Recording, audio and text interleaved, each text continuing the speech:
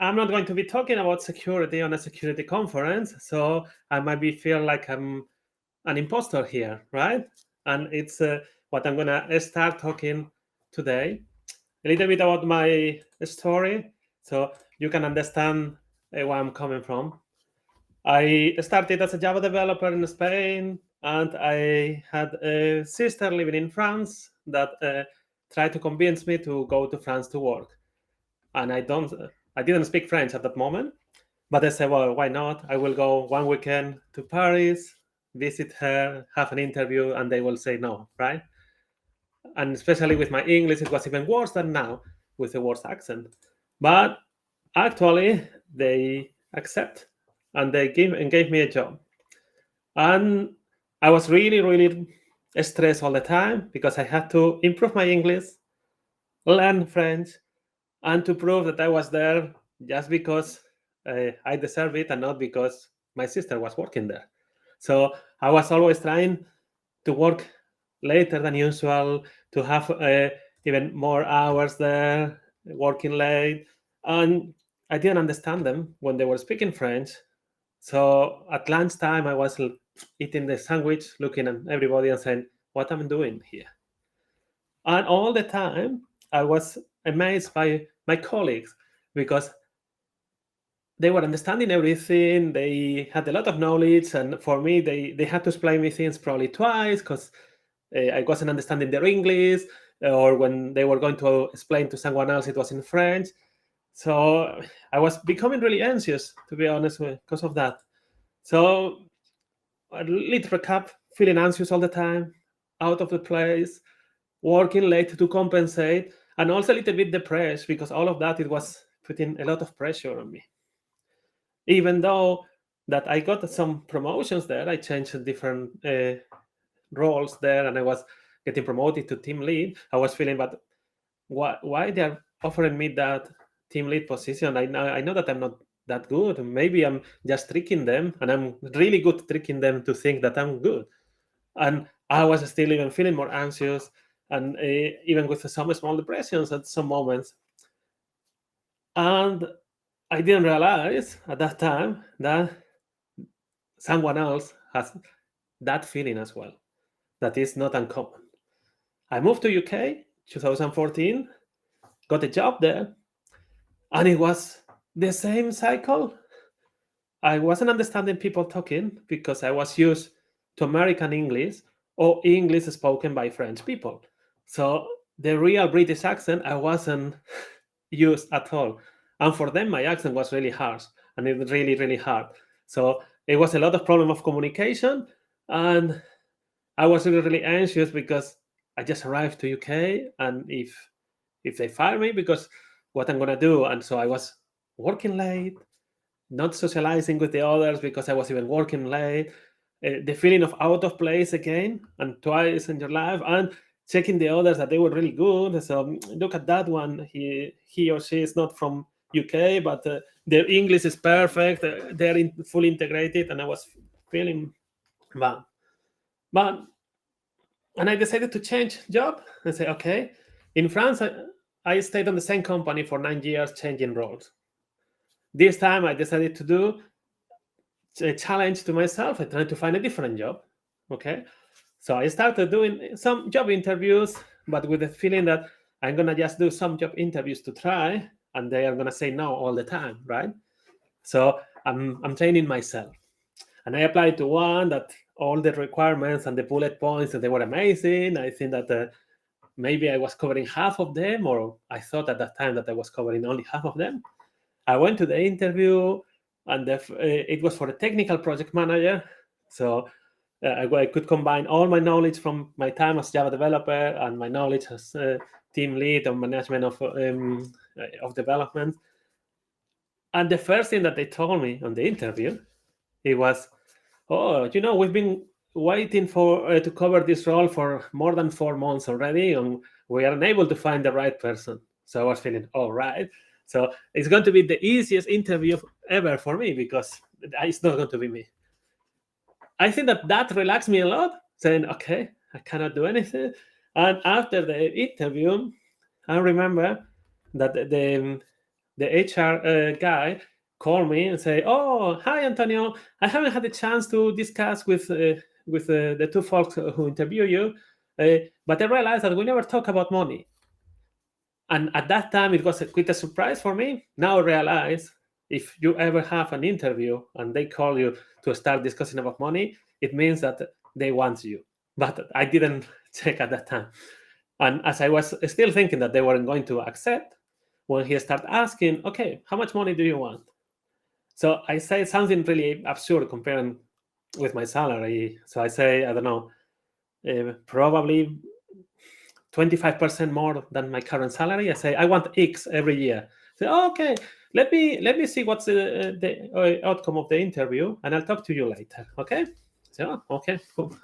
So I went home, and the next day he called me again and said, "Oh, Antonio, so actually, good news. We really like you, and you told us that you're going to do other interviews with other people even this week. So we want you to come with us. And our offer, it was the X plus 3,000, and X, it was what I asked them. That it was at that time I thought it was something obscene, and so it was a jaw dropping for me. And said, "Come on, have I tricked them that good that they think that I'm the one that they were looking for?" So of course I say yes, because worst case scenario, they fired me after 2 months and I got money, right? And it was a really, really different company. It was around 40 people. I was the only technical project manager, agile delivery guy. All the others, they were senior developers, senior platform engineers. Half of them, they were giving talks at conferences. So they were really, for me, I was seeing them as genius, right? And I was saying, "Oh my goodness, what am I doing here?" The same feelings again of feeling out of place, working late, and I'm just being lucky all the time and at the right place, right moment. It was the cycle again, and of course, feeling anxious. And then it happened. It was a consultancy. They were struggling the first month to place me on a client, and the president organized an internal conference day. So he asked, "We're going to organize. I want some of you to give talks for all the company and maybe some of the clients." And as I was on the bench, I felt obliged to prepare a talk, my first talk ever, right? And it was really challenging for me because it was all senior developers or really, really people giving talks already at conferences. And I prepared a talk, and they say they like it, and the head of delivery convinced me to submit that talk to conferences. And I was saying, well, right, they're not going to accept it anyway. But they did. So for those of you who don't recognize, that's Vilnius in Lithuania. And it was my first ever talk at a conference. It was there. So I had to get ready to that. I checked all the different speakers. They were really famous speakers, and I was the underdog there. So I was really nervous, but I gave the talk, have some good feedback, and actually the talk was accepted in other cities. So I traveled to Kiev, to Berlin, New York, Riga, and Tallinn with that same talk. And every time on every conference, I was seeing the other conference speakers. Oh, wow, they are amazing. What I'm doing here. So it was all the time like that. So I never got rid of that feeling of being an imposter all the time. But a colleague say, you should try to create another talk and to learn more, because if you're giving one talk, you can do more. So I decided to learn. I follow Scott Hanselman course about public speaking. That is great. And I find that he's really, really amazing giving talks. And a colleague told me, I submit now ideas. And if one of the idea is accepted at the conference, then I create the talk. I don't create the talk first. So like Agile, MVP. Oh, cool. That sounds great. So I did that. And I submitted a talk about technical debt. And it was accepted at Voxxed Days Thessaloniki. And I got an email like that saying that it was rated among the best by the whole conference. And I said, oh my goodness, no. How can it be like that? Because I was feeling as imposter again. Okay. I need to create a talk, and it needs to be amazing because on the others, let's check the other speakers, right? And the keynote, it was, of course, Scott Hanselman. And I just completed a Pluralsight course that he was giving the talk, and he was amazing. So I was feeling even down, really nervous.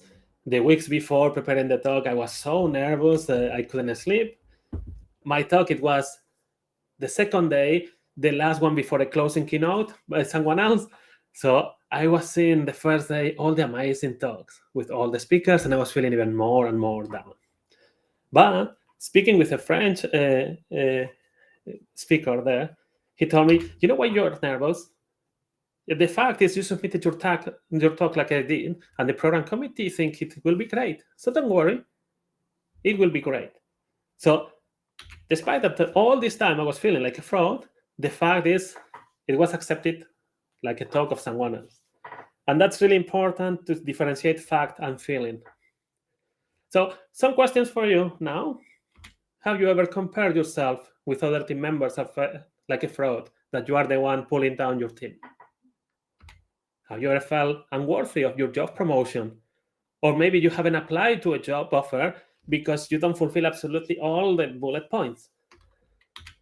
Have you ever doubted of your successes when you had a promotion, or when someone gave you a positive feedback that you are so focused on the negative that you disregard all of that? So if you know someone who could have answered yes to any of those questions, those are traits of imposter syndrome. And it's a psychological pattern. And when we doubt about our accomplishments, and we have a persistent fear that we're going to be exposed as a fraud, that everybody else is going to realize that we are a fraud. It happened a lot. So you are not alone. It's around 70% of individuals experience at least once in their life the imposter syndrome. There are a lot of things that can trigger that. When you move to a new city, to a new university, new company, when you move to a new country, when you're part of underrepresented gender or ethnicity, you feel that you are there for a quota, or you are the weird one, and you don't feel that you are there because you are amazing or because you deserve it. The reality is you are there because you deserve it, not because they need to cover the immigrant quota or things like that. You will recognize some things of imposter syndrome in yourself or others when you're afraid or feel shame to ask for help, and you keep digging for the answer yourself. You don't finish project because it's not perfect. You cannot start a project or a talk for a conference speaker because you don't know how to start and you keep procrastinating. When you check other people, they are talented, the other speakers, your other teammates, and you are just lucky. And you are constantly looking for external validation from your peers, from your manager, for the feedback forms at conferences. And when you are looking at that validation, you are only focused on the negative feedback. Expressions of the syndrome. I've been coding more than 20 years. My code is good. No need to review it. Oh, you want to open source this? But what if they find bugs? I'll go home later. Let me finish this every day. So the thing is, we're afraid of the code review when we're not used to that because we think that we're bad. With open source, it's worse not to open source that and still have the bugs, right? So for imposter syndrome, I always call what the 4 horsemen of imposter syndrome: self-doubt, perfectionism, anxiety, and fear of failure. For me, that's the 4 major things that happen to me quite a lot of time, but now I know about that. Self-doubt, well, you feel that you will never know enough, which sometimes is a good thing, but if you focus on that, it's a bad thing. It's good to acknowledge, but not to keep focused. You are constantly seeking training or certifications to improve or succeed, but it's more about having that extra line on your LinkedIn profile or on your CV, so you can actually look less like a fraud and not about the learning part of the training or certification. You are in the role for some time, so you are a new team lead, and after 2 years being the team lead, you think that you are still really bad being a team lead and you don't know enough, or you feel pressed to work harder and longer to prove that you're worth. Sounds familiar? So, imposter syndrome, what you think that you know is that tiny bit, and what you think that the others know is the rest. In reality, we all complement each other. There are things that we all know, things that you know that the others they don't, and it's like that makes a good team. And it's also from a conference speaker, that's the good thing, because you learn from other speakers and you can share your experience to someone else. Some they know already, and some they don't. So that's the important thing, right? Perfectionism. Always people say you have to say that that's your negative things on interviews. No, that's not really a good thing or a bad thing. But if you feel that everything needs to be 100% perfect 100% of the time, you might be having perfectionism. You set really goals so high that you have doubts when you don't reach them. You don't delegate because it will not be perfect. And after every success, that's not good. It could have been better, right? That's the binary thinking of imposter syndrome. It's perfect or bad. You don't see all the things in the middle. And perfection actually is the enemy of great. You can do a lot of great things, and it doesn't need to be perfect one thing to be great. The fear of failure. Asking for help reveals I'm tricking them, so I'm not going to ask them. I don't apply for a job because I don't meet every single requirement. Or when something you have a setback, because you will have, like everyone, you get really, really feel ashamed because you didn't manage. Right? It's happening. Anxiety, that's when all of these feelings before is going to make you happen. And I'm not an expert on anxiety, but I know that you can isolate from others, you can have trouble sleeping, you work more hours, and you can reduce your social life. And all of these is retrofitting the others. How do I fight all of that? Well, what I try to do always, check the facts and feelings. You remember my feeling that I was a fraud giving talks at conferences, and the fact that actually my talk was accepted like the others? So do the same. Do the list of what are you feeling and the list of facts of all your achievements or the things that you're doing.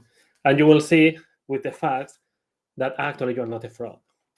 Save positive feedback on a folder on your computer and check it from time to time. I do that with the feedback from conferences or with nice comments. When I'm feeling a little bit down, I go back and I can see if I made a positive impact. Do the same. Stop comparing with others. Every person is different. And you might think that person is amazing, but that person might be suffering as well, imposter syndrome, and it's overworking. Now that you know that there's imposter syndrome, have someone to talk to or talk about it from time to time. It can be a friend, someone from your family, someone from the office that you talk from time to time. It can be someone you met at the conference, and it's probably easier to talk about that. Try to do some set goals, small ones, little by little, step by step. Then you have more feeling of accomplishment of small goals instead of the perfect, amazing goal.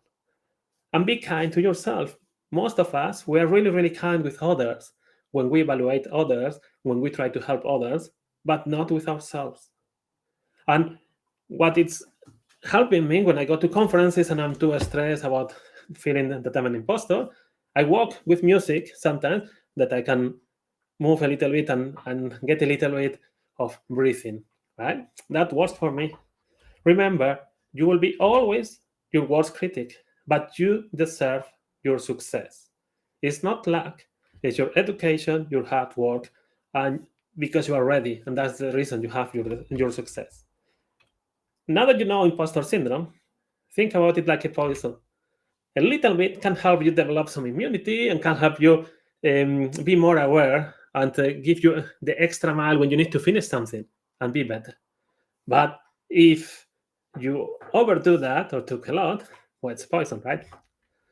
So one phrase from Star Wars that I love Star Wars, remember, in my experience, there is no such thing as luck. And that it was Obi-Wan Kenobi. And I think it's the perfect way to finish this talk. Thank you very much.